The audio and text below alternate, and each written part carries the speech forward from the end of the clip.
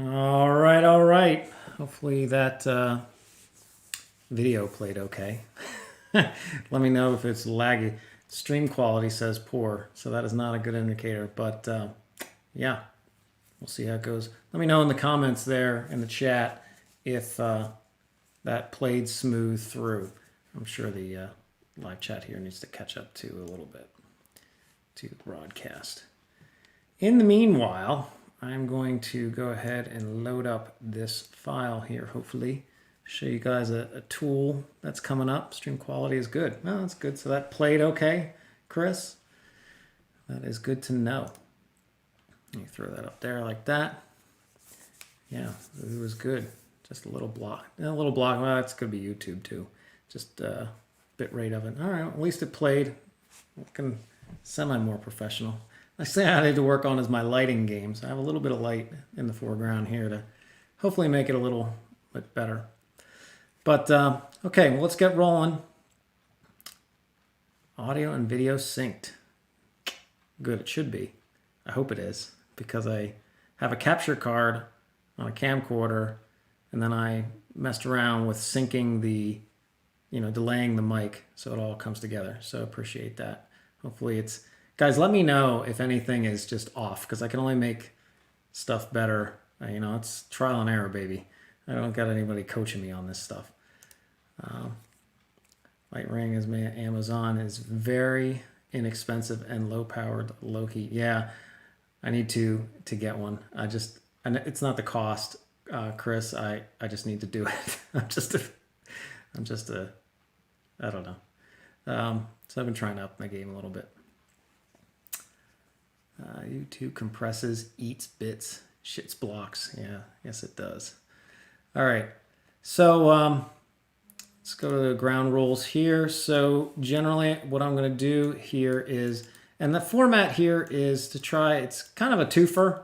I'm trying to be available for my patrons. So I'm going to go ahead and sit in the Patreon one-on-one, or actually UAV Tech office hours voice channel here.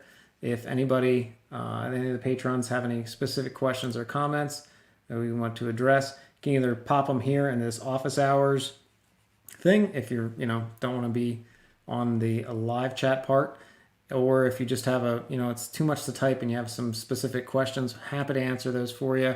Again, under the office hours here, and I will leave that up. So if anybody has anything there, again, for the patrons. But in the meanwhile, I'm going to go ahead and start. I'll show you guys something, and then we'll start with the Q&A and see how she goes here. See what this goes. So let me move this back over here. Actually, let me just keep that there. And I wonder if I can get stuff to the foreground here. So yeah. So there's another tool that somebody submitted to me, or asked me to take a look at, and it's pretty neat. It needs some work yet. It's still in beta, but it is, what is really cool about it. Let's see here if I can actually get anything usable out of it.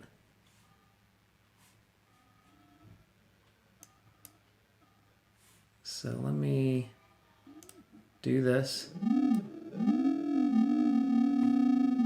So what this is doing, you might hear it's very quiet yet, and that's what needs improved. But it is a tool, and it's from the same gentleman. Let me pause this here as I'm talking, because I'm sure you can't hear it. But it's a tool from the same gentleman that did the Blackbox stick overlay thing. And Bardwell will talk about sometimes where it's, you can do the stick overlays for a video, but he made a special app that just does the stick overlays for a piece of Blackbox, and it processes a heck of a lot quicker. Yeah, there he is. So he's in the chat. So anyways, this tool is very cool because it plays audio of your Blackbox log. And what is, I never, the vibrations on the quad we call noise. And sometimes we'll say, well, it's, I remember Helio, they'd say, your quad's not a subwoofer. And that was all marketing stuff because they were trying to be different. And I would say, no, vibration's vibration. It doesn't really matter. Well, it's really interesting because if you play your raw noise from your black box, it sounds exactly.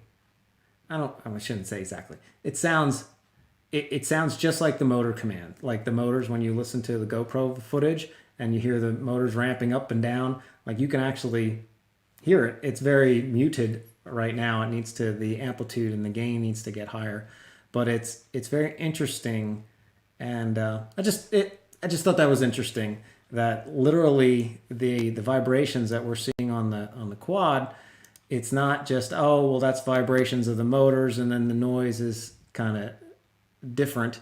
Now in some cases it's not 100% the same all the time, obviously, but literally the noise you hear when you play your log through an audio thing is the noise of the motors, literally, and yeah, and you can hear it. So to some extent, it thinks about, how do I know if I have a noisy quad? Well, do you hear it? Is it loud? Because if it's loud and noisy, that's on the frame just the same. It's the motors and the frame, the whole thing vibrating also vibrates the air, and that's what you can hear as well. So I thought it was a really interesting tool. He's looking for input on it. Let me see if I can get to that. Can you,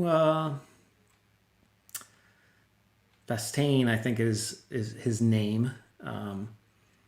If I'm not messing it up too bad, I'm horrible with names, especially, I'm good with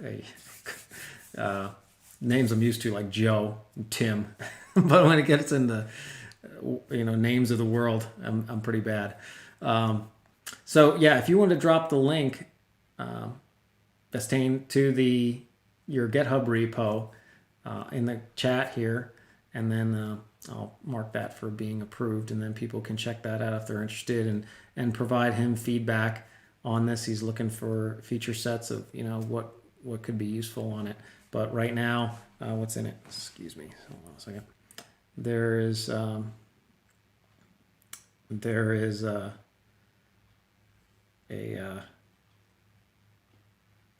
he's looking for input on it, and take a look at it and check it out. It's interesting. So like this text right now. So I'm on this park board. You see the park that I fly. The big field that I fly in is on the park's land. And I'm chairman on the park board. I'm actually co-chair, but probably be chairman next year. But there's a rally, a presidential rally. Like we're seeing the flyers planned at the park. We know nothing about it. So that's supposed to be 9 a.m. someday. I have to look. So everybody's like freaking out and texting right now because we're like, what the hell is this? Oh, October 3rd. Yeah, 9 a.m. We know nothing about it. So I'm sure that's going to be a cluster. They should. I guess they're just going to just do it. So I don't know. It's kind of weird. I think they would ask. Yeah, the project name. So yeah, whatever you want to name it. So he's going to be working back to this thing. Let me see if I can play it a little bit here. Like I said, it's really quiet now. I cranked up the desktop gain, so let me shut this off here and see. You'd have to turn up your speakers pretty good, but let me play it a little bit and see if you can. I think they would ask. Yeah, the project name. So yeah, whatever you want to name it. So he's going to be working back to this thing. Oh, that's weird. So it was.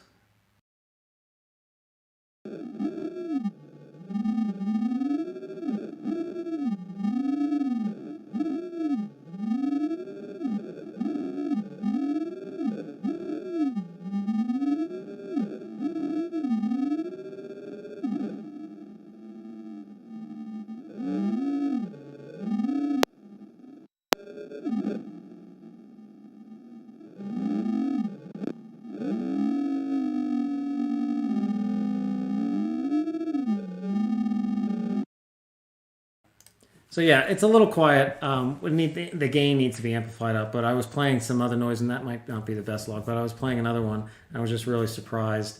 I've noticed that before, where if you link up if you're watching a black box log and you do that thing where you have the black box or the video behind it with the sound, the audio, and then you look at the vibrations on the raw noise, that you can see the correlation as the motors spin up. You can see the vibrations go higher, but just I didn't realize how closely that correlated to, like, literally the audio sound that you hear from your motors is what the frame is picking up and it's going into the gyro.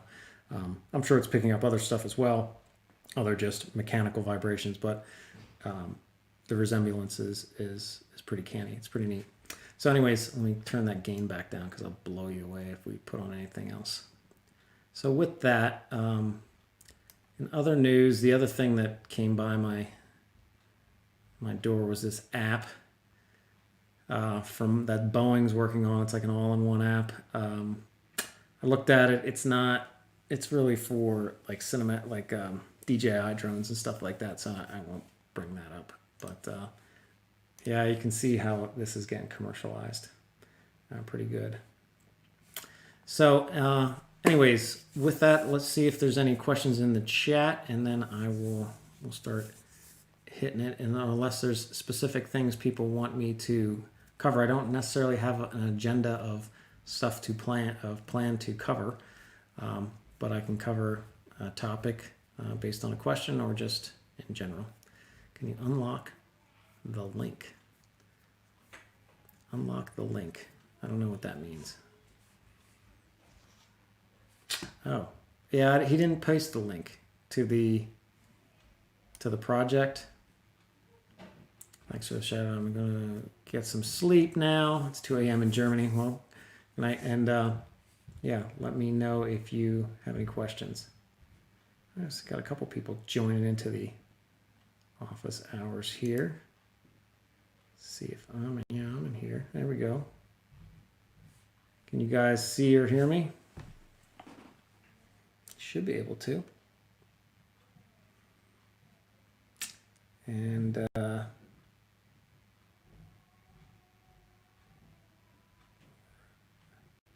we got Mongo and Manzi on here. So what is up? So you guys, I guess you have audio capabilities. If you wanted to talk about anything or ask any specific questions, let me know.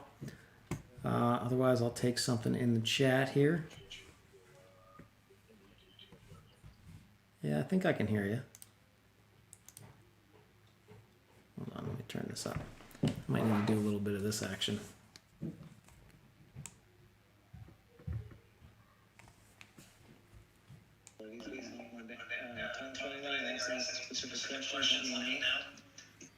Otherwise, I'll take something in the chat here.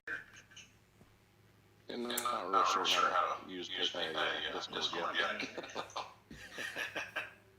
No, I get it. I get it. So let me see if I can get my headphones. Yeah, well, I have to do the headphones here too, or we're going to get reverb and echo. Let me see if I can get this set up squared. Do you have anything specific you wanted me to hit on?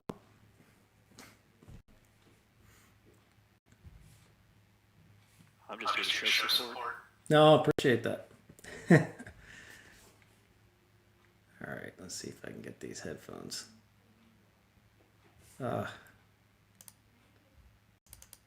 Best laid plans never go well. I do have a bunch of random blogs from folks who we've tuned over the past months if you wanted to throw some of those up. Yeah, it doesn't matter to me. Is there anything interesting on those you think that's worth taking out?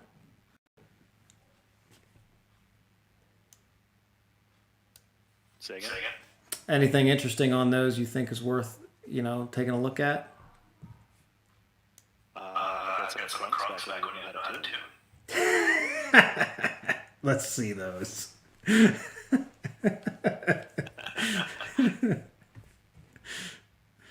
see here.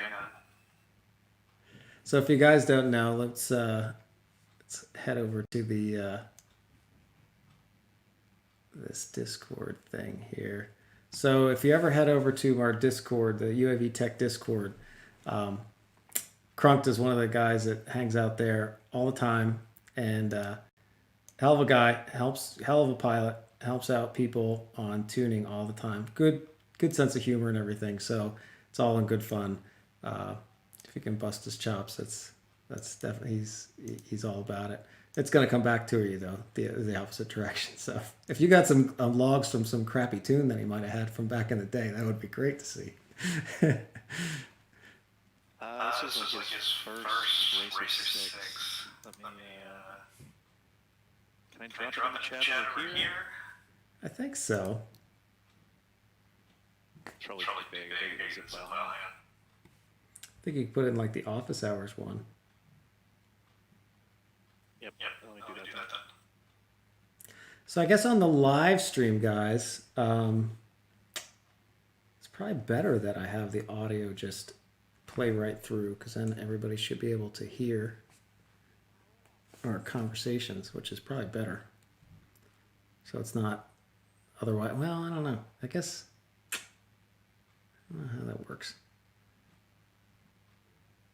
Hey, go ahead and say something. Does that then push through? I wonder if it pushes through my desktop audio. Mic check. Yeah, there you go. All right, so it does. So that pushes through the desktop audio. So either way, it would work. All right. I guess, guys on the live stream, are you hearing double, or are you just hearing, our conversation normally without all kinds of weirdness going on? Fix the low end throttle wobble on Facebook. Okay, so we have a question here from Crazy Sam FPV. The low end throttle wobble on Betaflight 4.2. How do you fix that up? So let's talk about it.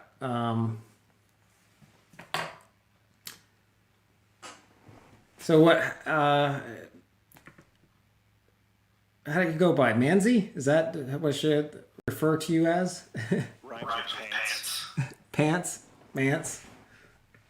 Yeah, pants. Mance, all right. Hey, Mance. So how would you address the low-end throttle wobble? How do you address it for yours? Or how do you not have that, not to put you on the spot? On 4.2 so far, I think it's just bumping the idle a percent or two and thrust linear. Yeah. Yeah, exactly. So let me pull up the configurator real quick. And let's just see what we got. Bring that across. So low-end throttle wobble. There's a couple ways to deal with that I've seen. And you get different opinions from different folks, and I think all will probably work. So it's not, hey, it's this one thing, everybody else is wrong. It can be, hey, you can do this, you could probably do this, see what works best for you. One thing that I've noticed that does, in some cases, cause low-end throttle wobble is the 48 kilohertz PWM frequency. If you tuned for 24 and just go up to 48, it's going to have some wobble in some cases, not in all quads. A way to deal with that then is to simply, I might open it on the wrong one here. Let me open this one up. If I grab the old configurator. So that's a little news is the, let me go into here. That's too old. Okay. I can see it there. The ARA file there. So if you go up to 48 kilohertz PWM, so going back down to 24 is one way to address it. But some people, and Crunked, one of the guys again that helps out in the Discord and helps a lot of people tune, knows what he's doing, loves 48 kilohertz. I usually just tune stuff on 24, but I could be missing the boat on that. So on 48 kilohertz, a way that people are dealing with the low-end throttle wobble is using thrust linearization. Now, what I would recommend doing is you really need to have your foundation of your tune, and that's why in the PID tuning principles, I always just keep beating the drum back to the same thing. I don't know why this flight controller is not connecting. There it is. There we go. Let's see if that's finally going to work. Yeah, there we go. So you definitely want to have, in my opinion, you would definitely want to have your bass tune set up. That means your PDD balance and your PDD gain strength. These two things, these two sliders, you want to make sure are generally in good shape first before you're adding on the icing. You know, I kind of look at it like a cake. You know, that you need that base of the cake before you start throwing on the icing. Because if you start to try to icing a cake and there's holes in the base, well, that icing is just going to collapse in at some point. You need to have that good foundation, and that foundation to know. For me, it's a lot of it is to know that, hey, I know these two things are good. So as I try these other things, if it's getting worse, well, I know you're kind of one step at a time and moving up through there. So PD balance, getting that squared away. So it means basically have as high P terms that you can have without having bounce back. And in that case, with the slider in 4.2, it's bringing it down. But again, you don't want to have bounce back, so you don't want to bring it down too far. You just want to get to that right spot. So for a 9 or a 5-inch quad, for me, I usually find like a 0.8, 0.9. Now talking with Crunk a lot, he's helping a lot of people tune. He's more like a 1.0 to 1.2. So it's anywhere from that 0.8 to a 1.2, your quad might fall depending on a whole number of factors, dynamics and weight. The next big thing with low throttle stability is having your PD gain high enough. So if you're, if you haven't tuned your PD gain, basically you keep moving this up, and till you will get to limits. The limits will be either hot motors, or you'll start to get D-term oscillation, or it'll just be too rough of a ride. You'll be in smooth forward flight, and the D gains will just be a little bit too high, and your gyro signal's a little too shaky, and you won't like the smooth forward flight, so you might want to not go any further with your PD gain slider and moving that up. So with that, you have these two things just to be different. Let me move them around a little bit. So let's say I figure out it's like a 0.9 and a 1.5 here, and that's generally, for a 5-inch quad, it's P's in the 60s, D's somewhere in the 40s. It's generally what I find with D-min off. And then from there, if you still have low throttle instability, what I find is 9 times out of 10, if you do these two things, you won't have that low throttle instability. It's a lack of moving this PD gain slider up, and or people are having D-min turned on, it's not really D-min as the culprit, because honestly, what that just does is these min gains right here, these D-min gains, are actually your active D gains almost all the time. It's a little bit above these. So if you look at what your active D gains are when you have D-min enabled, they'll probably hover around like 33, 35, because they're dynamic, right? The D-term gain will go anywhere from 31 up to 47. So it's a dynamic D gain, and it's based on the gyro motion. So anyways, obviously if you have D-min on, that means you can just move this slider up even farther. You can see the highest I can get here without moving the master is 41, 45. Obviously if I have D-min off, now this goes all the way up to 54, 58. So D-min on or off just makes a difference of how far you're moving this slider up. There's specific things there is specific usage for D-min. If you have like overshooting issues with a lot of feed forward, that's where it's a specific tool. But I hate to stack these things on unless you have this specific scenario. So let's just keep it basic. What I would do if you're kind of new to tuning is turn off D-min, focus on your PDD balance, focus on your PDD gain. If you got those two things right and you still have wobble, the next thing I would do is go into the CLI and type in get linear. Let's see if I can get this to come up. Oop. Cache is still caching. Get linear. And then this thrust linearization. So you would set that. The default is 0. So we just copy this so you can see I have it. This is just a desktop board here, so I was goofing around with it for other stuff. I usually just plug it in to do stuff like I'm doing right now. So you type in set and paste that, and then you'd put in 25. 25 is already there. So I'd put in 25, hit enter, and type save. And what that's going to do is it's going to dynamically, your PID gains, let me connect back here. So these PID gains we have in the tab here. If I can get my computer over to this. With dmin turned off, these PID gains are static. So they're static gains. So it doesn't matter if you're at 0 throttle or 100% throttle, those are the gains.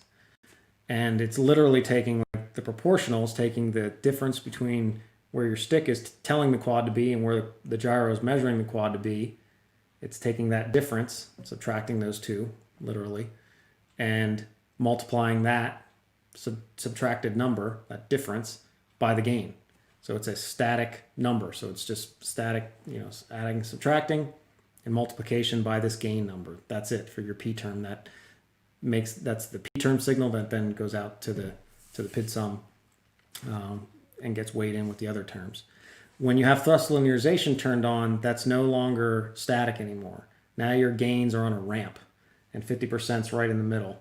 So as you're at lower throttle, it actually boosts your gains up, and at higher throttle, it moves your gains down.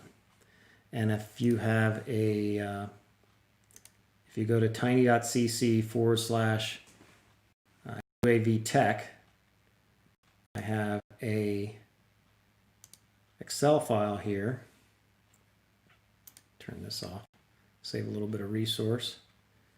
And that Excel file, anybody can open, and let me know if you need this in another format. It should be, it's right down here at the bottom, thrust linear, so you can get a mind's eye of that, of what the gains are actually changing.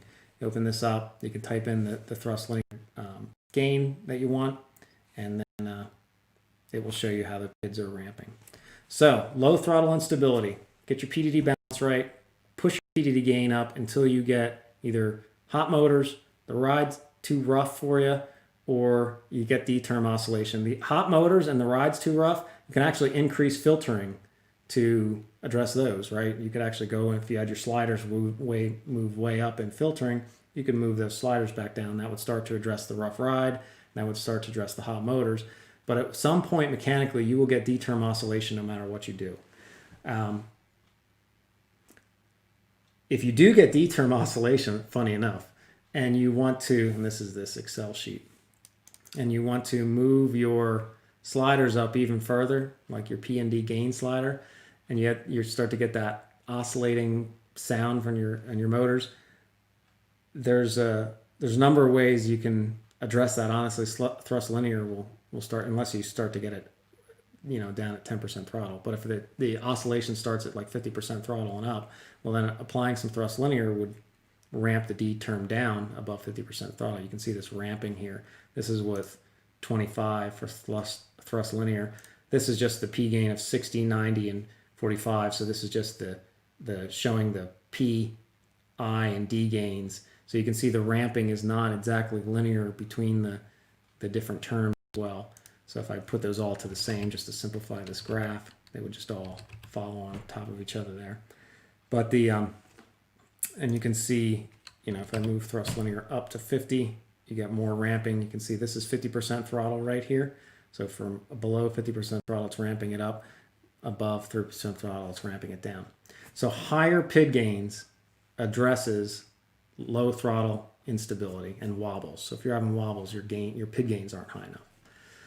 Back to the D-term oscillation thing. If you're getting D-term oscillation at any value, if you go and make your filters less, if you have some filter room, like you're not on the bleeding edge, and if you do less filtering, you'll see that D-term oscillation point move up, because the oscillation has to deal with the delay in the gyro signal, and kind of gets complicated, but you start to get to this spot where the motor commands, since everything's all delayed that's going to the motors, it's almost like a boat. If you ever drive a boat at really low throttle and you start to steer, and you can start to get into this overcorrecting pattern.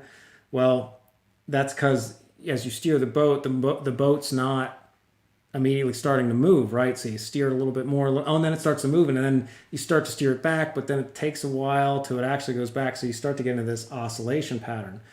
Well, the biggest thing that's getting you into the oscillation, this D-term oscillation that I'm talking about when you move the P&D gain slider up, is the delay. Right? If you just turn the boat right away, And if you turn the wheel and the boat would start to move right away, you wouldn't start to oscillate, go back and forth. Well, if we move down move the filters up, so there's less filtering, that reduces that delay between the gyro signal and the PID reaction. So then the oscillation point goes up.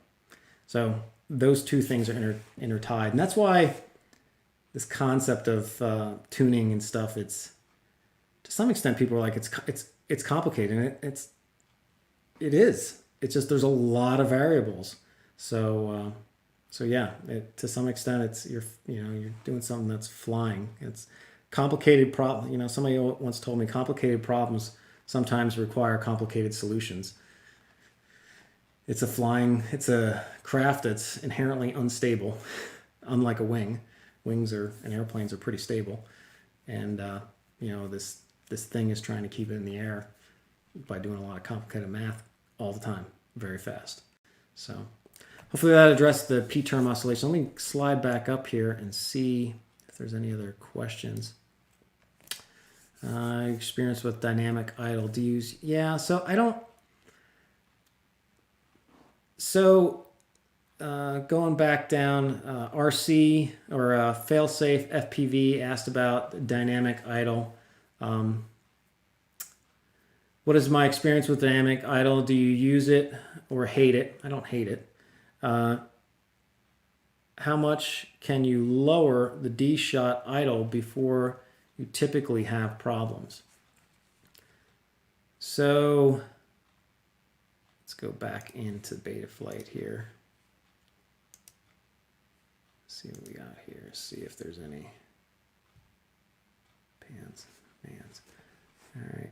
He's got a couple things we can check out here. So the D-shot idle, let me go in to show everybody what you're talking about on this one.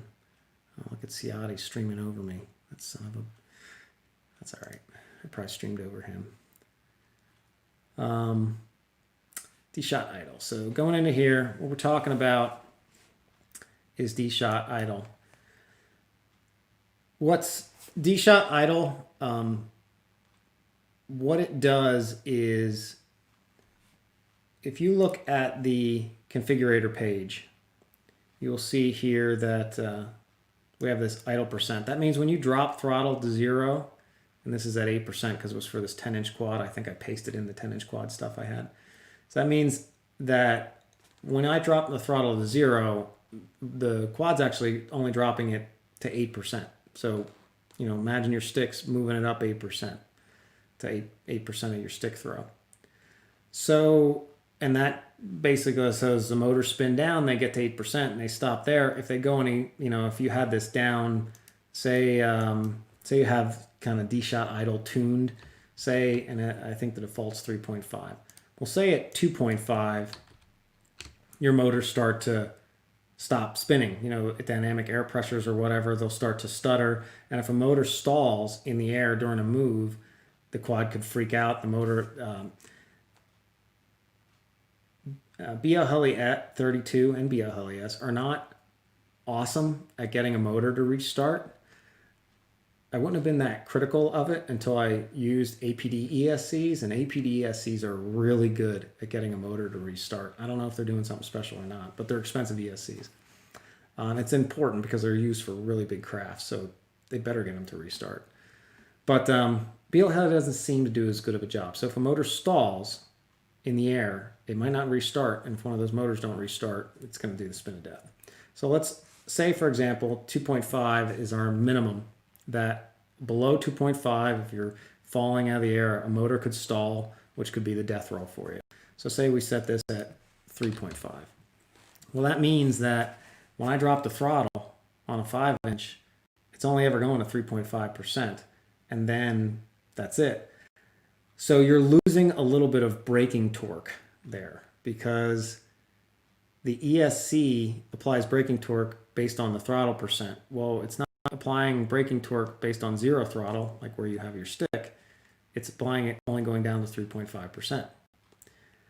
That said, on a 5-inch, the default's 3.5. It's not that much. I don't, D-shot idle, what that enables it to do is drop the braking torque when you do a command all the way down to 0. And then when you actually are at 0 throttle, it follows the D-shot idle percentage here. So it actually idles the motors at 3.5%.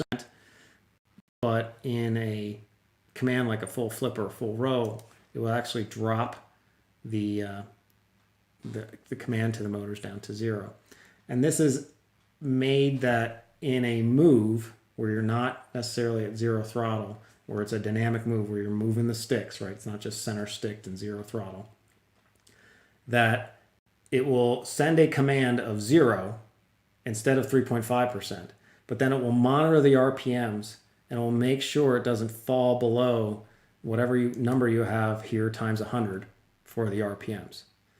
So it has to be tuned to some extent because you need to know what RPM is, what RPM, the lowest RPM you can have before your motors will desync or stall. If you do all that, you're saving that 3.5%, which is not that much. So do I hate it? No. Do I think it's, this breakthrough thing that's just, you gotta use it. It's so amazing. I use it on some quads, I don't on others. If you don't have your PD balance and PD gain tuned, focus all your energy there. Focus your energy on getting your filters tuned. Focus your energy on getting these two things tuned, your PD balance and PD gain. All this other stuff, Betaflight, is icing on the cake. Those, if you don't have your filter, if you are wasting efforts on these icings on the cakes but haven't got these core fundamental things like filters reduced as much as you can, PD balance tune, PD gain tune, you're falling trapped to the 80-20 rule where you're spending 80% of your time on something that's maybe only, I don't even know, 20% effective. Some things might be only be a couple percentage is effective. However, for the guys that are putting this stuff in the code, they do have those things tuned. So they're looking for that next little bit. They're looking for that, like, what else can we do here? I have all these other things. They're well versed on all this stuff. So they're trying to do that next little thing. So long story short, D-shot idle, don't hate it. I don't want to say I love it. I think it works. Does it make that much difference? I'm sure it makes a difference. I think mileage will vary on if it makes that much difference to you. Test it out yourself. Hopefully you know how get with this and checking out the wiki what it does, and see what you think. Hope you're safe. Claire FPV asks, I bought a new Hobby Bro Takute 32 F3 45 amp, and the default setting is 96 PWM. Minimum is 48 PWM. How will that fly on my heavy 5-inch quad? So with I've noticed that the F3 ESCs, they don't even go down to 24 PWM anymore. The lowest you can go is 48. I think it will fly fine. It's going to fly smooth. Your motors will definitely be smooth. And I think you just might need to pay attention to moving those P&D gain slider up, this one. Make sure your P&D balance is reasonable so you don't get bounce backs and stuff. Try to weight it towards that you're getting more P gain, by moving the slider this way, the D's go down. So that means the P's are staying held the same here, so you're kind of weighting it towards the P side. You can see this side, I don't know which way it goes on the screen, but you're weighting it towards the proportional side by sliding this down. So cheat it that way as much as you can, but you don't want bounce back. And then move these PD gains up once those are as high as they can get. If you still have any issues, put on that thrust linear. 25 seems to be about a number everybody uses. You'll definitely have smooth motors. There is and I haven't checked the validity of this. I've only heard it from one source, but there is a thing where you take, let me take out the paint.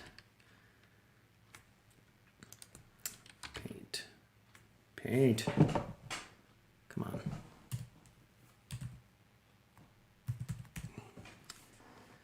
Where you can actually calculate what your minimum PWM should be. So let me bring this up, close some of this other stuff down.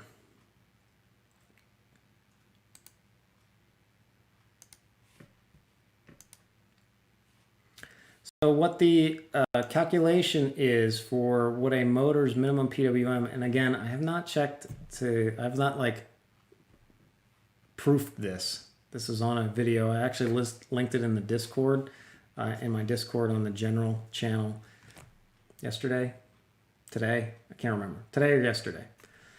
And it was kV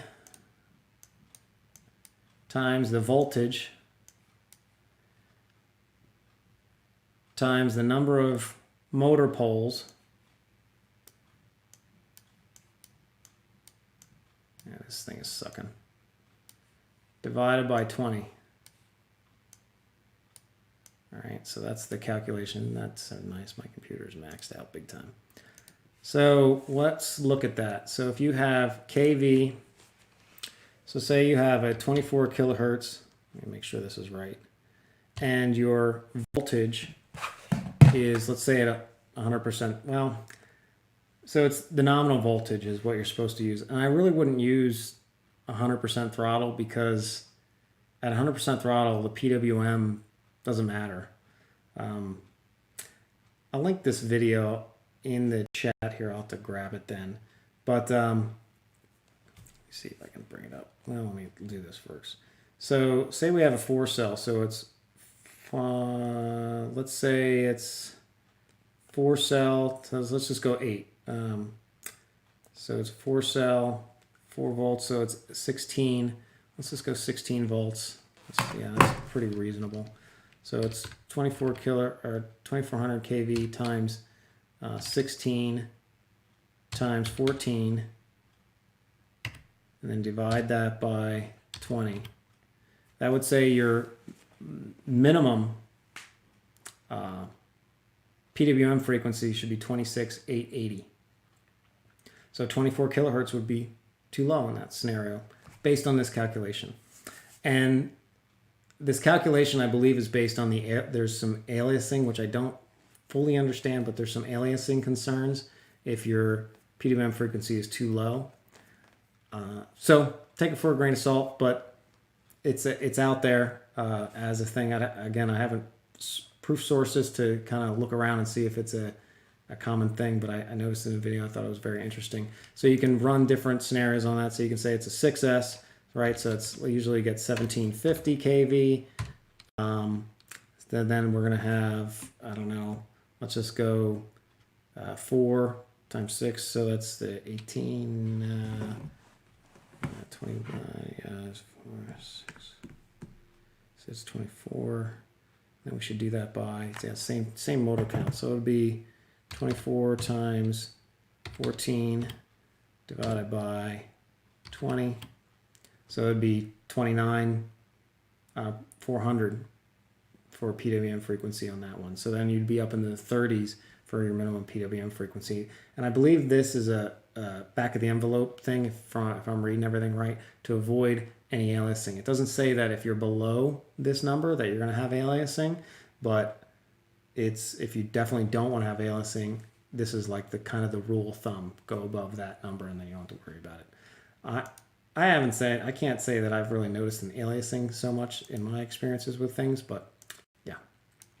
The negative side of higher PWM frequencies is that you're losing braking torque, because what it basically is as the magnet is turned on to suck the stator, or the stator is actually magnetized, to suck the bell past the stator. If you're anything, when you're at 100% throttle, the magnet just the stator just charges and pulls the magnet in, and then it reverses, and then it pushes it out the other side. So it just full current, to charge the coils. But anything less than that, electricity is only on or off. There's only 2 options. So what they do to give you half power is, as the magnet is coming closer to the stator and the bell is coming around, instead of just turning on, the South Pole or North Pole on the stator, it will turn it on, turn it off, turn it on, turn it off, turn it on, turn it off. So it will flicker the power to the coil in the stator really fast. And the speed of that flickering is the PWM frequency. So it's at 24 kilohertz, it's 24,000 times a second. 48 kilohertz, 48,000 times a second. If it's flickering, if you're at 50% throttle, exactly, the same amount of time it's spent on is the same amount of time it's spent off. If you're shoving more on and off times in there, that means that it's when it's at the peak voltage or at the lower voltage, it's on half or off half the amount of time because you're shoving more on and off cycles in that little space. So like if you have 24 kilohertz, it's turning on and off 24,000 times per second. If it's at 48 kilohertz in the same amount of time, it's doubling the amount of on and off times in there. So as you're ramping your motor down, it's getting less braking time because at the trough, it's able to be off less. So that's where higher PWM frequencies, it's kind of complicated to explain, reduce your motor's braking torque. So that's the downside of higher PWM frequencies. The better part of it is that it increases the smoothness of the motor, things of that nature. Yep, so no PWM, much difference between 96 and 48. So yeah, 96 is just even more on and off cycles. Let me see if I can grab that video real quick. So I go to here. Where was that? Do you have that video? I think I posted it up above here. If everybody hasn't had an opportunity to check that out, here it is. Let me drop this sucker in the chat. Check out this video if you want to know more about PWM frequencies. I think it's a pretty good introduction to it. It's got a lot of specifics as well. Didn't paste. Let me copy that again.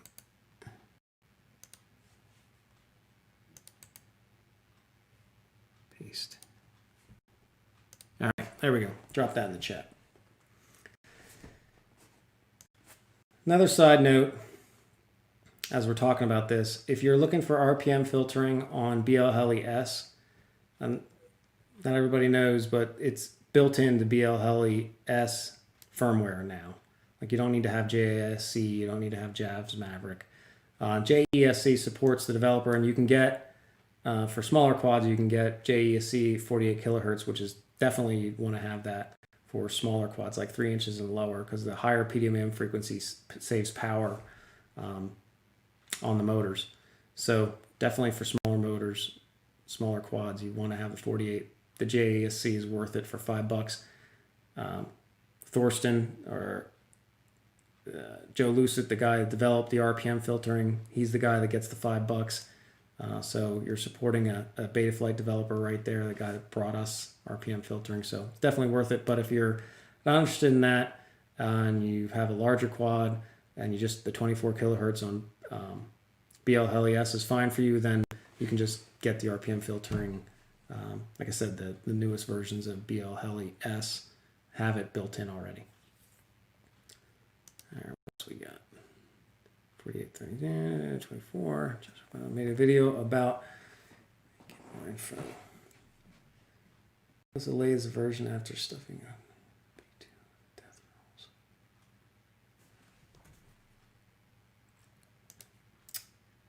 See if there's any.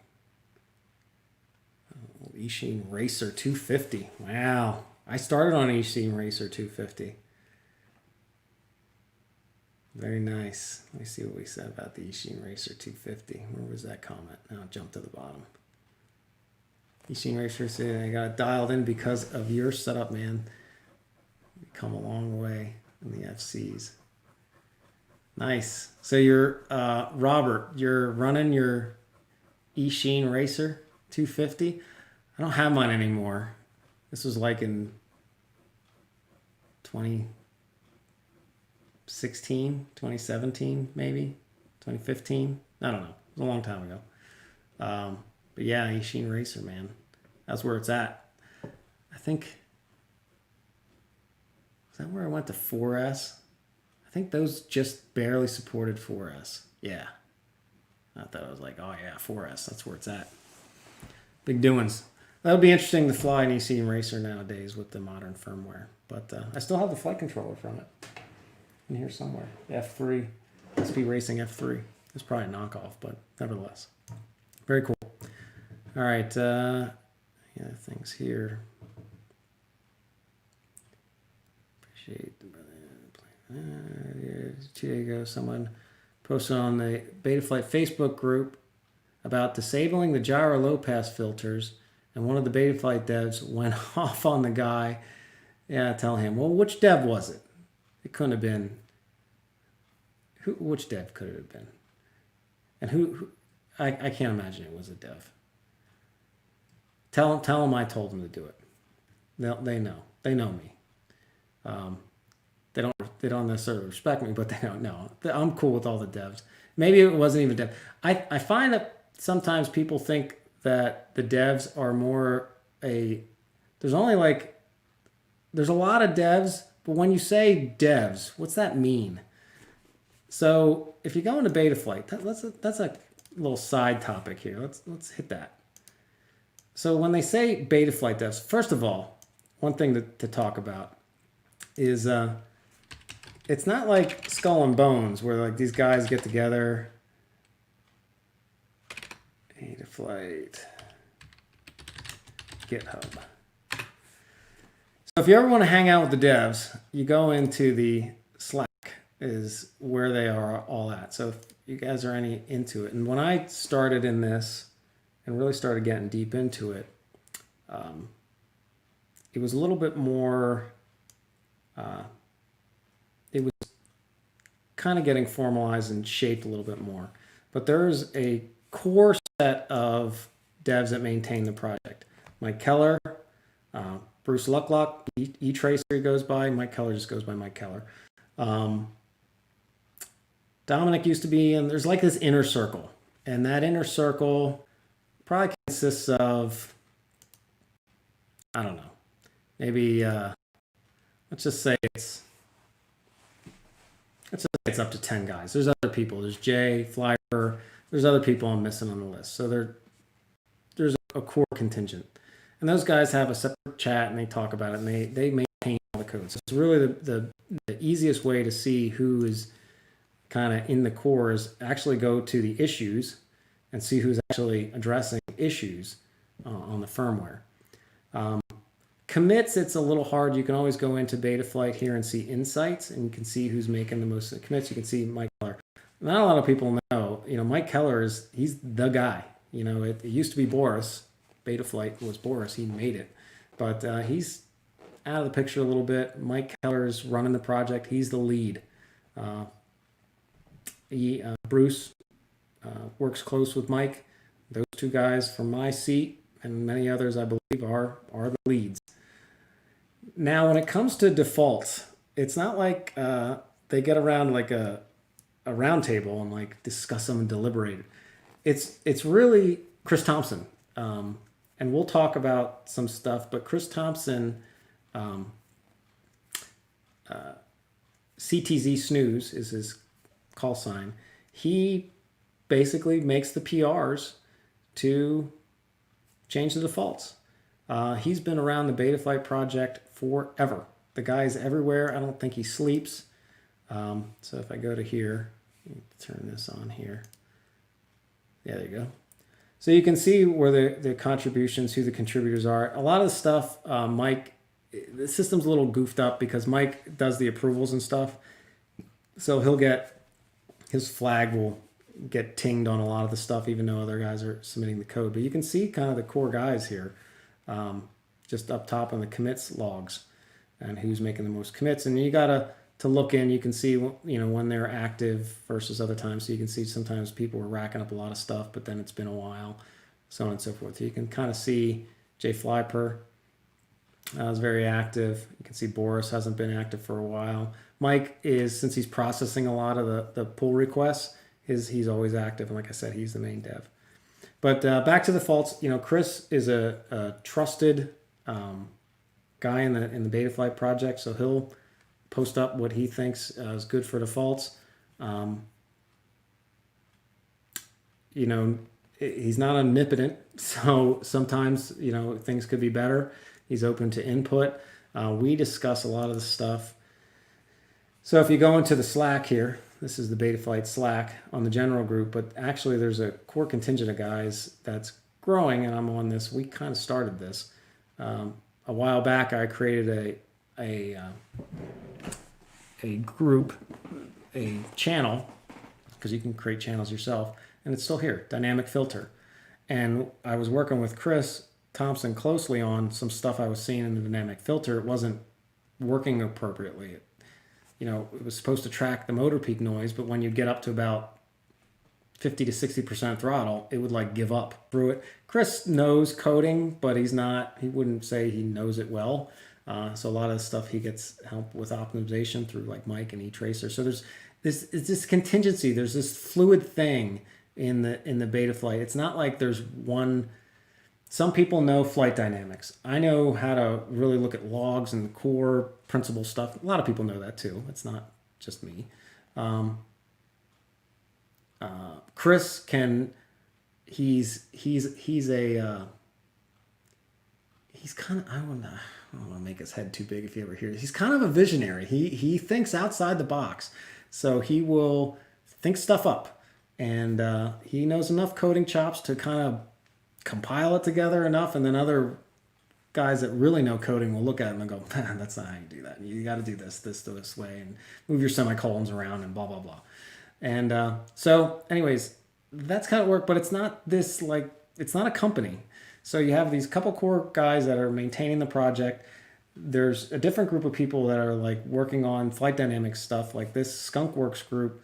A lot of the stuff that's getting worked on in there, it's a private group, and it was made that way because, believe it or not, sometimes there's disagreement between devs or people that are in devs, between people that are contributing to the project. So it was kind of simpler that the stuff that was maybe off the beaten path got thought up in an open forum, that there was no judgments, and pulled together and vetted, and maybe it was junk and it got pushed to the side, or maybe it wasn't, and then it got kind of brought out into the limelight a little bit later. So there's different people doing different things. It all comes together. There's not as much consensus as I think. So sometimes I'll hear videos like, oh, the devs thought it was best to do B-min. It's like, whoa, there's like one or two guys on one or two things. Doesn't mean like you can paint everybody, because when you really look at who contributes, I mean, there's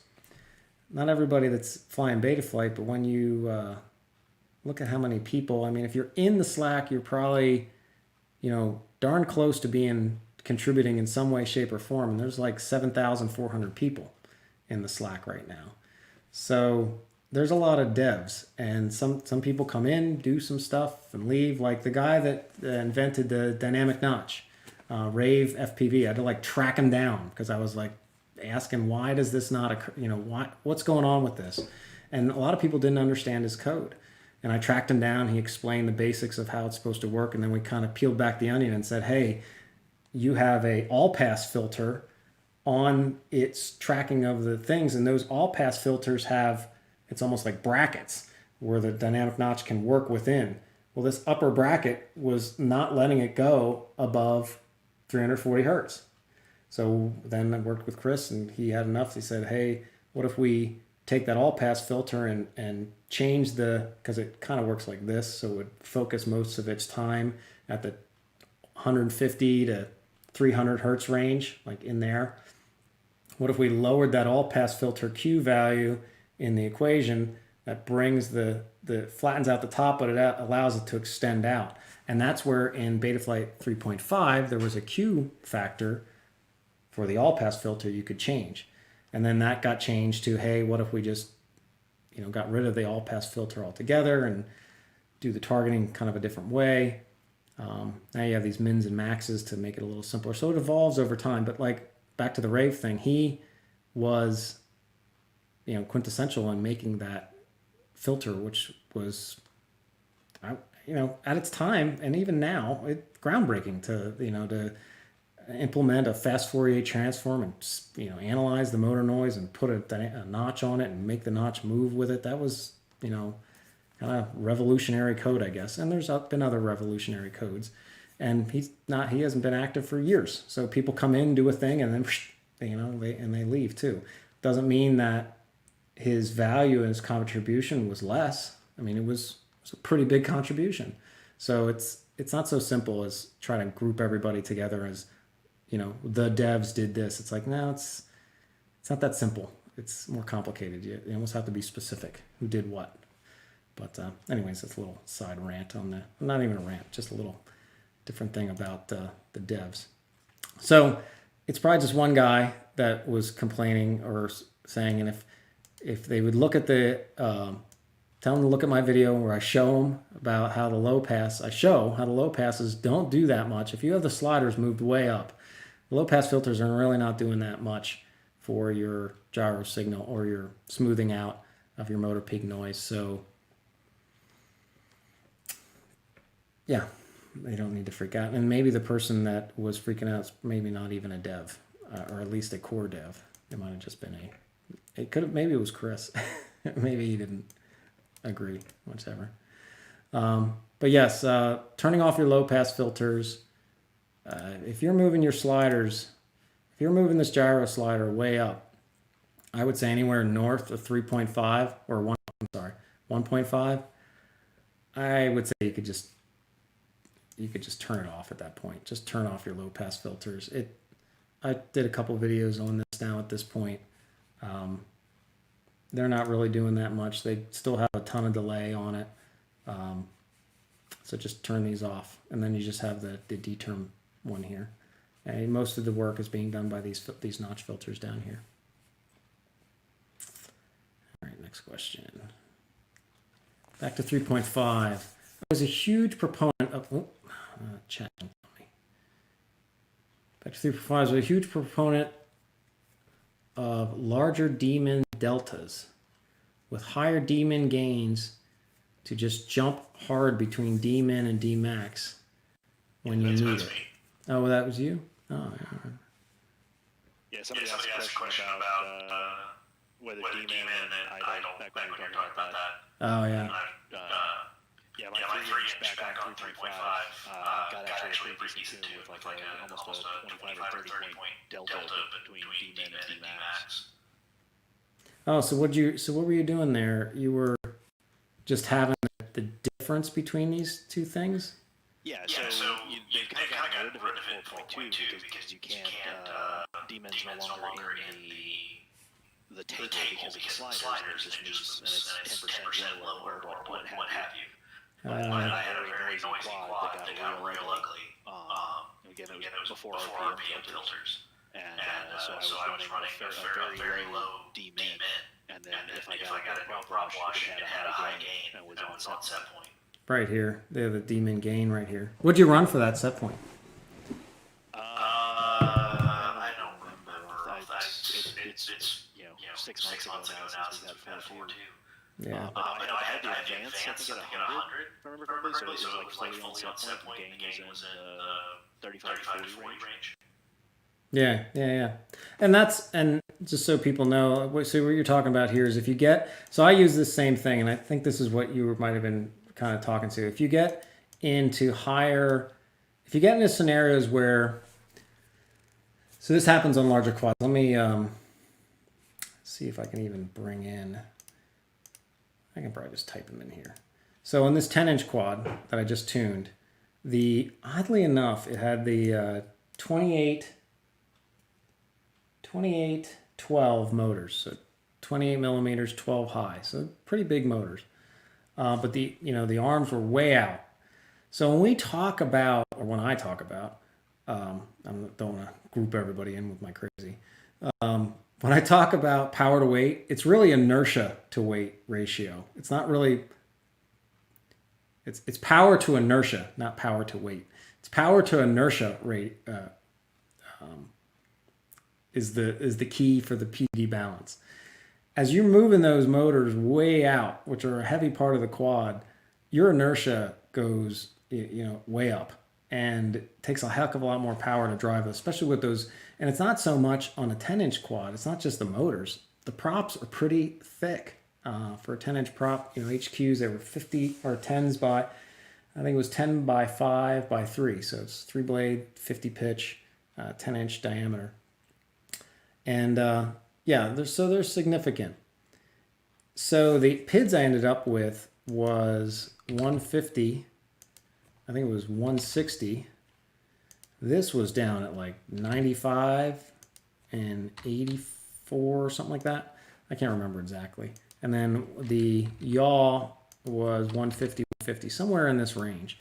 So you can get into spots where you need that much gain for the authority, for the low end throttle wobble, all that kind of stuff. Good, good flips and rolls with no bounce back, all that kind of good stuff.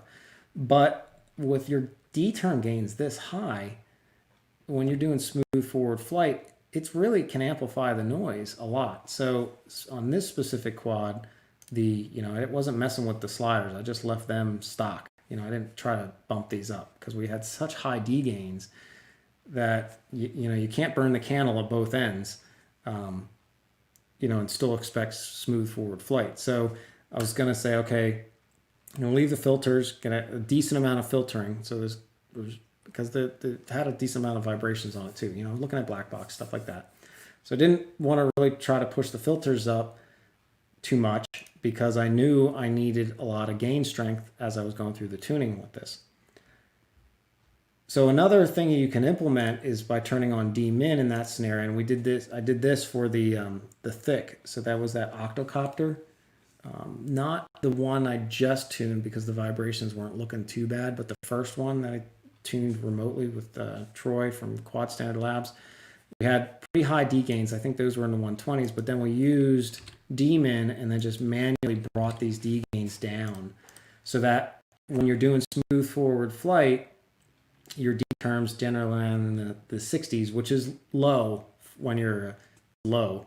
For a big quad, it's low. For a 5-inch, you probably won't be able to get to a 60. But for big quads, you got to kind of think differently. You got to not be afraid of these, above 50, above 100 gains, because things are different.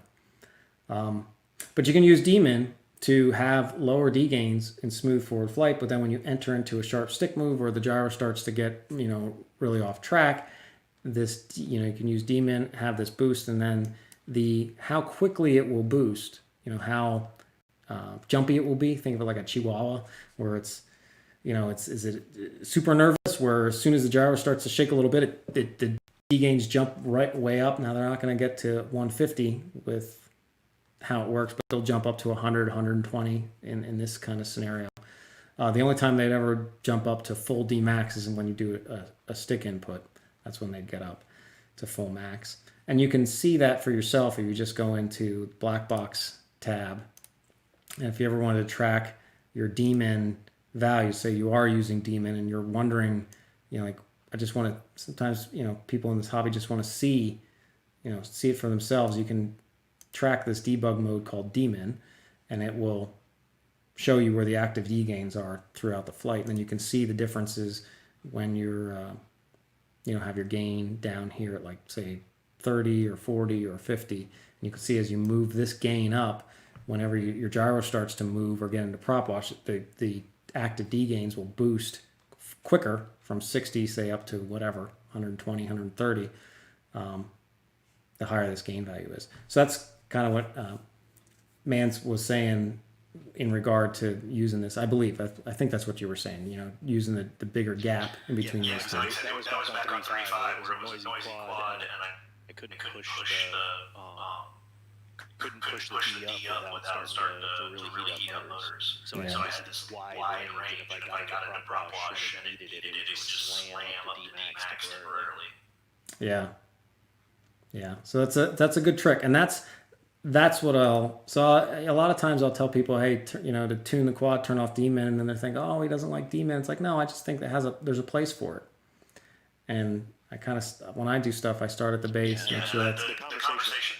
And it started, as I was saying, that with RPM filtering, we're turning off daemon and leaving it off on a lot of tunes in the Discord these days. Just because your filtering is so good with our RPM that you don't have that high frequency noise.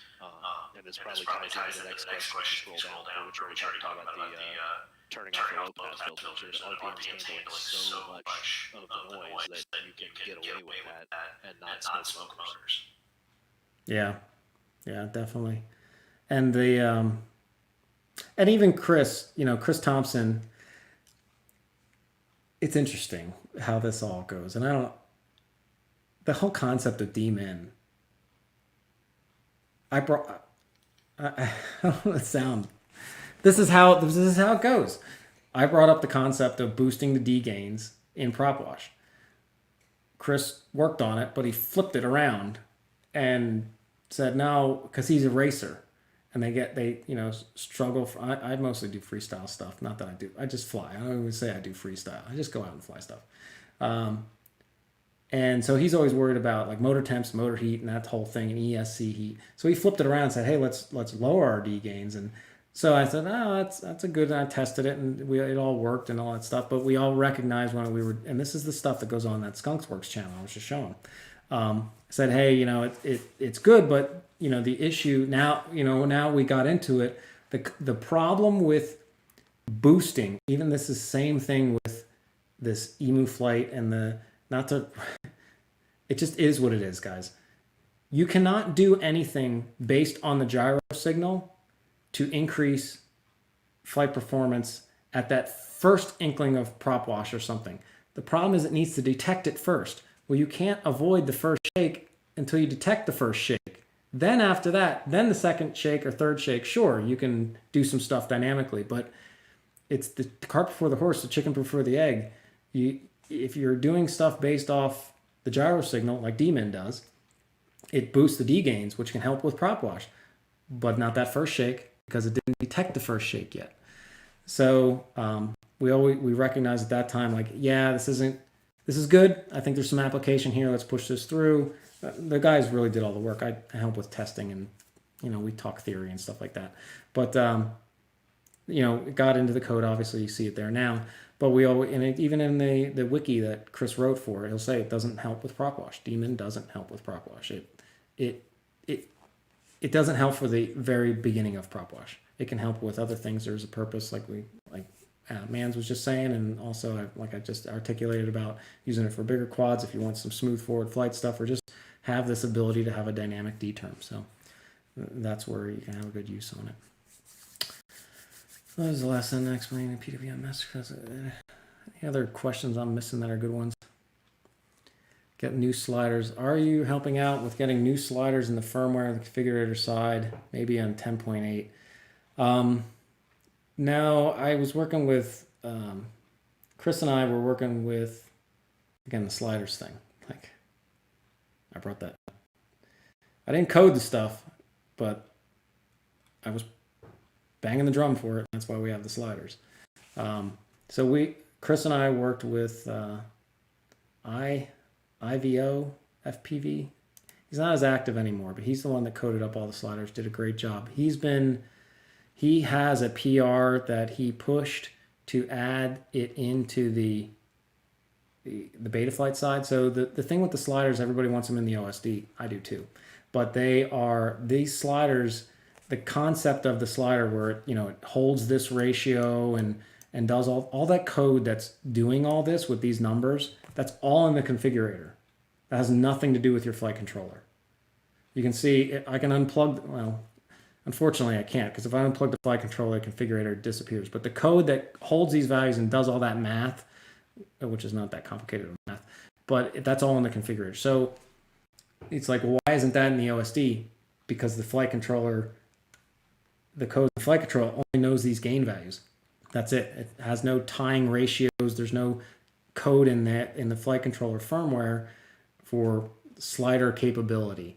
So that's not in the OSD. He coded up a PR to do that, and then I think it's went stale. I don't know if it's still there or not, but that's what it is. I actually have a there was some talk about some edits to the sliders, and I actually marked up. There was a little bit of movement on it a while ago. Let's see if I still have this markup on my desktop. I don't. I think I moved it to my thing. So I took a mock-up of some more slider values and did a markup of it, and it sent it to the guy here. Slider markup, there it is, of what I would like to see, but it just takes somebody to code it. So if you have the chops to do coding in the configurator, as soon as this PDF opens up, we're looking for good men. It's IVO or IOV. I think it's IVO. I apologize. It's been probably a year since we worked on that, but he did a wonderful job of it. Just, I'm sure he got busy with other stuff. Let's see if this opens up. Come on. Yeah, so here was my thought on where we go next with it, but you can see the date. When did I mark through this markup? Yeah, it was the beginning of this year. So we were coordinating a little bit more in the beginning of the year.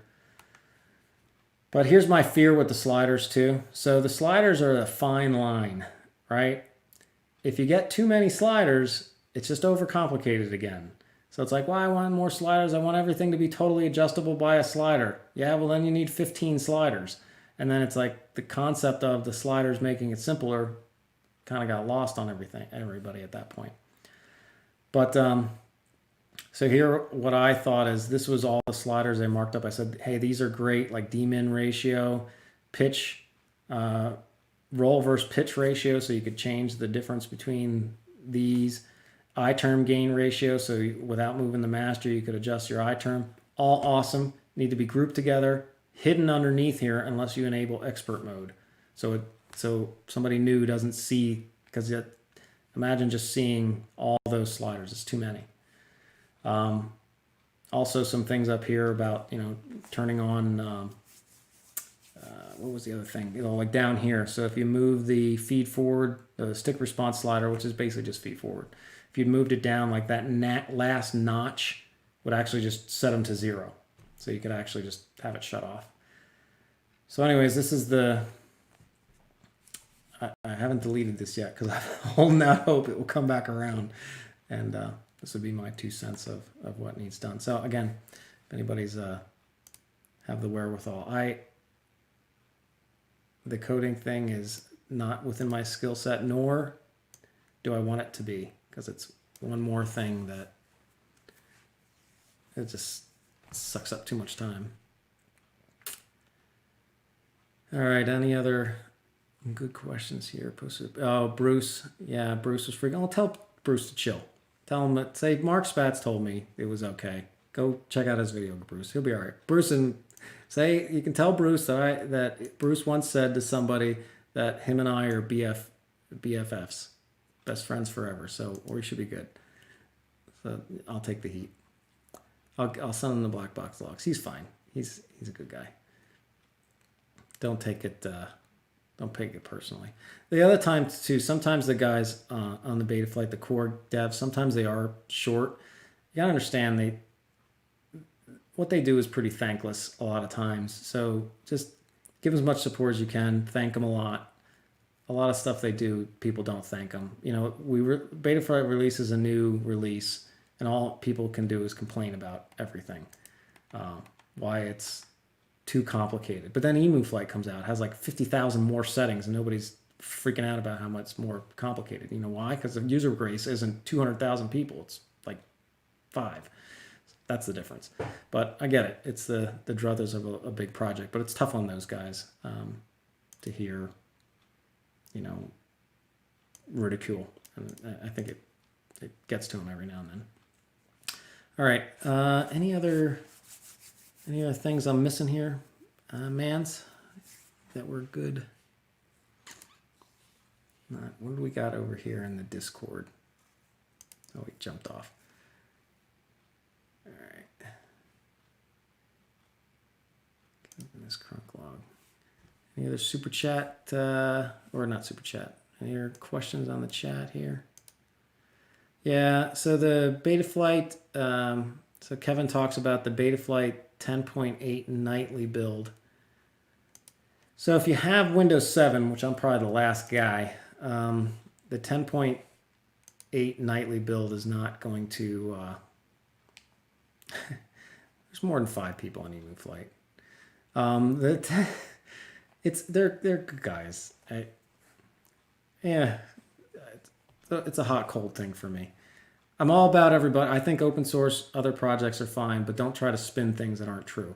That's what, you know, I like all the guys in Flight 1, Preston, Nick, but when they come out and, like, to some extent, people just knowingly, people say stuff in the FPV hobby I know they know is wrong. Like, what they're saying is, I know they know it's incorrect, but they're doing it for, like, marketing or political things, and it just drives me crazy, because then from my seat, I'm like, hey, you know, this is what you should do. Oh, that's not how that somebody else showed me to do it. Yeah. What? Why would they say, like, oh, low pass filters are better than not? Really? Show me 1 ounce of data that proves that. And it's like, oh, well, they don't have any. That's right. And I'm showing you all kinds of data that notch filters are way better than low pass filters. So take it for what it is. But it makes it a little bit harder to get through. It's no different than all the stuff that goes on in the world today with, like, when scientists were trying to prove that cigarettes were bad for you and will kill you in the long run. And then the tobacco industry made all kinds of science that said, hey, it's good, you're fine. Do you think that made it easier on the scientists to help people realize that cigarettes were bad for their health, or harder? Do you think it frustrated those scientists that were trying to, you know, reveal that this was a problem? It probably made it harder, so they got frustrated. It's kind of the same thing. It's not obviously as serious. It's just a hobby, but same kind of thing. But yeah, so the 10.8 configurator, unfortunately, as you can see here, like, this is the alpha configurator that I, you know, just did a nightly build on, because you can do that pretty easily. I have a video on it if you're ever interested in it. But the it will not, like here you can see COM10. This is a Windows 7 PC, but the 10.8 configurator, which is this one that's about to come up, is it won't see COM10. There's a version change in the API Java. I don't know what it is, but they're having some issue, and apparently hasn't been solved yet. I built this like a week ago. Hopefully they do, but I might be the last guy on Win 7, so maybe they won't. But if you have Win 7, I don't know what they're going to do. I would think they would have to change it before. I would think there's a lot of people still on Win 7, but user base wide. We need sliders and slider values in the Lua script. Yeah, I would agree. At least they have the app now that you can plug in and use the app with the sliders. SpeedyBee also has sliders in it now as well. All right, I think that's it. All right, if there's no, let me see if on the chat here is any other questions. Yeah. Gotta bounce, man. You're on your own. Yeah, just got an open logger, tiny trainer. Yep, hook that open logger up. That will be awesome. If you an open lagger, right there, lagger. Good. Yes. Mongo, if you're still connected one way, shape, or another, for open lagger, you want to use 2 million for the baud rate. So you put that in the open lagger, and then in the Betaflight configurator, in the ports tab, you put in 2 million as well. And that will be there. Yeah, so there's a problem, blah, blah, blah. See if there's any other questions over here. How are you part of it? Can we chat through here, or do you have to go somewhere else? No, you can chat through here, or you can jump on the Patreon or on the Discord, and if you have a specific question, you can jump into the UAV office hours or just post it in the office hours thing. going to wrap this up in another couple of minutes, but I'm happy to answer your questions on there after the stream or post it up here now, see if we can hit it.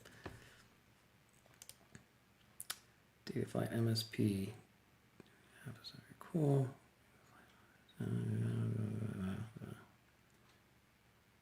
All gyro low pass filter. So generally I work towards on a 5-inch like we talked about here to turn off low pass filters on the gyro. I don't give it a shot if you haven't tried it, and see if you think it's better.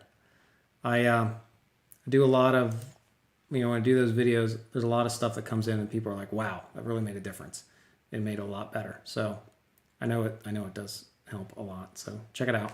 May not work on your quad though. Be, cautious about stuff when you're turning it down. If you're on the bleeding edge of what you're, with your motor vibes and how much filtering you need, and you go ahead and turn some more off it. When you first arm it, just be careful, but it should be fine. Again, if those sliders are up above 1.5 or whatnot, I'm pretty confident it's going to be fine. All right, so I think that is it. It is 9:29. See if there's anything. When reading a black box log, what main screen would you look at to see if your quad is locked in? So the main screen I would look at, let me open this log up here from Mans. And Mans is a good guy. He's a moderator on the UAV Tech Discord. You'll see him up here, right here. Him and Crunked, the two guys. So yeah, if you hop on there and you see those guys, he helped helped me polish the tuning guide thing. So if you go to tiny.cc/PID tuning, you crank that on there. This guide, he does. He has better writing skills than I do, which is it's not a very high bar, but he helped me, kind of proof this and grammar and all that good stuff. So I appreciate that. All right, I'll see if this log. So the main one, to answer this as briefly as I can, is that UAV Tech trace template number 4. So let me see. This did not open up like I hoped it would. Let me see here. Just open another log here. I can just open any of these. So if you have not already downloaded, if you again go to tiny.cc/UAV Tech, there is a spot in there that you can download right here. And you go into BBE trace template, and you can download any of these. So the latest version of Betaflight Blackbox Explorer is 3.5. This is iNav. This is Betaflight. So 3.5 is what you'd most likely want unless you're on an old version, 3.4. And then this Excel file has the trace template. So the main one that I would check to see if it's locked is number 4. So that is the one I use for tuning. And I apologize, these are not in some like nice order, fancy order. But I kind of made them up as I went. So they're just not, it'd be nice if like, oh, you start on 1, then you move to 2, and then you go to 3. But then I have like content on them now, so I don't want to change them because then all that content I made was wrong and it gets confusing. So anyways, number 4 is what you'd want. And that shows you roll, pitch, and yaw. Shows your motor commands down at the bottom. The dark green line is your sticks. The kind of purplish line, that's the gyro trace. So that is telling you what the quad's actually doing. And the concept that you want to get to, if you want truly locked, the gyro trace follows right on top of the sticks or the set point. So that's what I would look at. Important to note, you don't necessarily need to go down the rabbit hole completely to get your gyro to track exactly on your sticks. You most likely need like a 5-inch racing quad needs to be lightweight, high power. If you're like flying like a big 6-inch, 7-inch, or even a fat freestyle, like a normal, not even fat, just like a normal freestyle quad. With a normal freestyle quad that's not like excessively heavy, if you have a GoPro 9 on there, it's probably right out. But like a Session 5 or something that's not ridiculously heavy, fairly lightweight battery, you should be able to get to track darn close to your sticks or right on. Racing quads, most of the time, they're right on.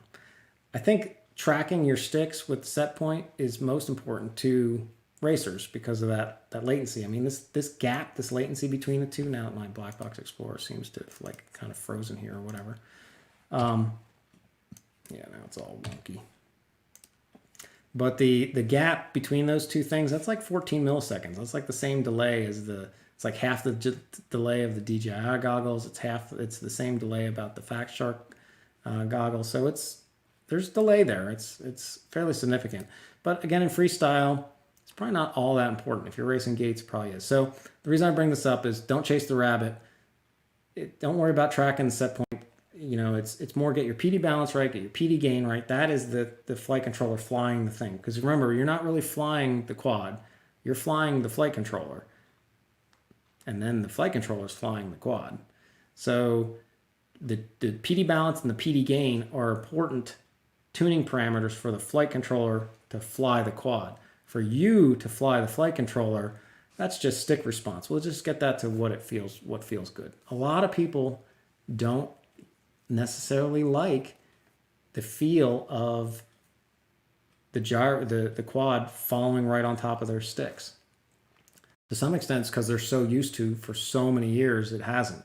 So as they get that sharper feel, they're like, I don't like it as much. Well, it's because they're used to that lag.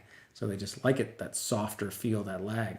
Kiss has a more of a soft feel. Again, it doesn't have feed forward, it has more of that lag. So you don't chase the rabbit too far, but trace template number 4 is what you want, and that shows everything that you would need to look at there. Okay, well, it's 9:35. Let's see if there's anything else. I'm thinking if you fork the project, you can merge into your own fork as long as there's no issues with their conflict. That might be something else. Pick up your email. I know, seriously. All right, sounds good, guys. Thanks everybody for coming out. I hope this was semi-useful.